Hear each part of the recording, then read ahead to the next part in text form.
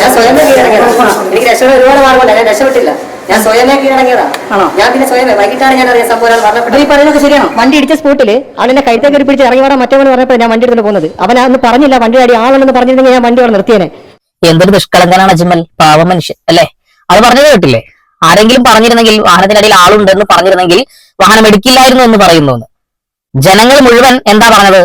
വാഹനം മുന്നോട്ട് എടുക്കരുത് എന്ന് കാല് പിടിച്ച് പറയുന്ന പോലെ ആളുകൾ സംസാരിച്ചുകൊണ്ടാണ് പറയുന്നത്. എന്നിട്ട് പോലും ആള് പറയാ ആരും ഒന്നും പറഞ്ഞില്ല. പിന്നെ എന്റെ കഴുത്തിന് പിടിച്ചാ, പിന്നെ ഒരാളെ നെഞ്ചത്തൂടെ വാഹനം ഇടിച്ച് കയറ്റി എന്റെ കഴുത്തിന് പിടിക്കാതെ ഞാൻ പറയുന്നില്ല.